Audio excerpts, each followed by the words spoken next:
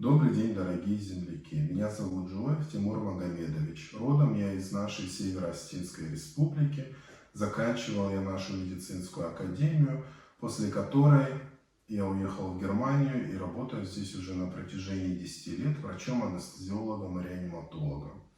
На сегодняшний день я являюсь старшим врачом отделения анестезиологии и реанимации самого крупного кардиохирургического центра в Европе, находящегося на северо-западе Германии, где мы в большом количестве проводим операции на сердце и легких, в том числе трансплантации, и обеспечиваем послеоперационное лечение на наших отделениях реанимации в общей сложности на 60 коек, вплоть до выписки пациента домой. Наряду с этим мы обеспечиваем пациентов с остановкой сердца и отказом легких мини-машинами сердца-легкие, так называемая ЭКМО, до их выздоровления или имплантации искусственных сердец. На сегодняшний день мы на 50%, а другие клиники Германии на 70-90% перепрофилированы для лечения коронавирусной инфекции на случай ее неконтролируемого течения в Германии. И сейчас я хочу немного прояснить ситуацию, происходящую в связи с распространением вируса COVID-19 для жителей нашей республики маленькой, с очень маленьким количеством населения, на правах человека, принимающего участие в лечении этих пациентов, и на правах человека, болеющим на данный момент этой коронавирусной инфекцией.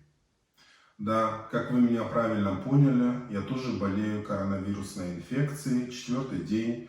Она протекает у меня, к счастью, в легкой форме и без проблем с дыханием, так как мой организм молодой, у меня сильная иммунная система и у меня нет сопутствующих заболеваний. Из симптомов у меня остались заложенность носа и легкая осиплость голоса. До этого была еще температура и разбитость в теле. Поэтому я решил записать сегодня это видеообращение к жителям республики с просьбой ограничиться в контакте, пока не уляжется пандемия. Я вам говорю с совершенно чистой совестью. Персона я не проплаченная ни правительством России, ни правительством Германии. А я просто от чистого сердца переживаю за республику, на территории которой живут мои родственники, друзья, коллеги и просто мои земляки. Хочу вам сказать, что ситуация в Европе и по всему миру, которая доходит до вас через средства массовой информации, соответствует правде. Она на самом деле тяжелая, на данный момент пока непредсказуемая. Имеется очень много заболевших, я думаю, статистику я перечитывать не буду, ее можно скачать из интернета. Имеется очень много умерших, в особенности страдают Соединенные Штаты Америки, Италия, Испания. У нас в Германии ситуация остается пока более или менее под контролем. Тем не менее, мы ожидаем пика заболевших в следующие 2-3 недели. Заболевание коронавирусной инфекцией протекает в легкой, средней и тяжелой форме. В легкой форме переносят заболевания в основном молодые организмы с общими симптомами острой респираторной вирусной инфекции: температура, кашель, разбитость. В средней степени тяжести больным нужен стационар с подачей кислорода. К вышеуказанным симптомам присоединяется еще одышка. В тяжелой форме заболевания присоединяется, грубо говоря, отказ легких на фоне тяжелейшей пневмонии.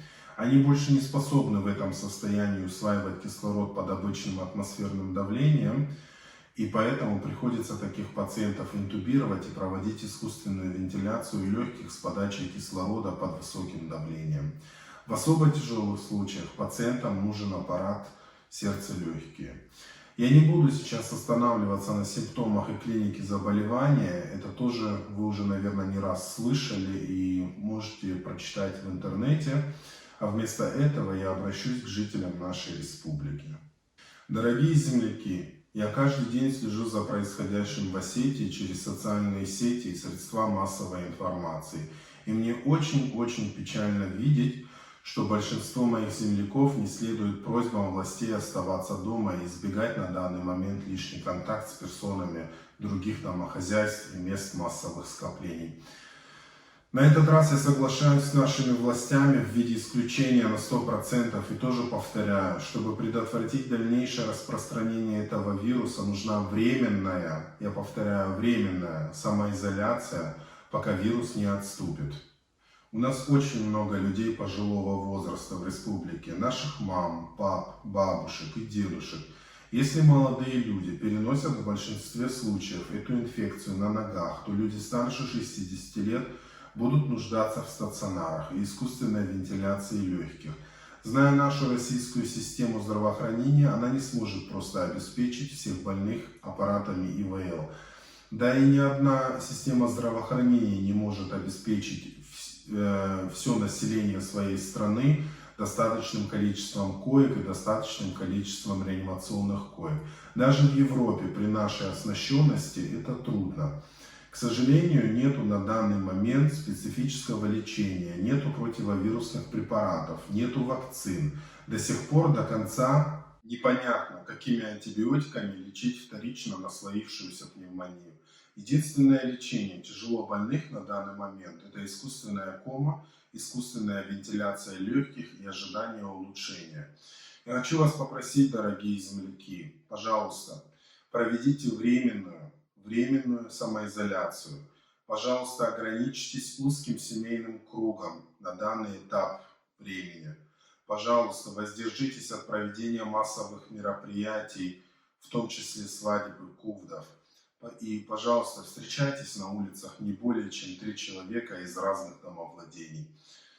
Это все будет способствовать замедлению инфекции и даст время нам, медикам, успеть сделать лекарства. Я всем вам желаю здоровья и терпения. До свидания.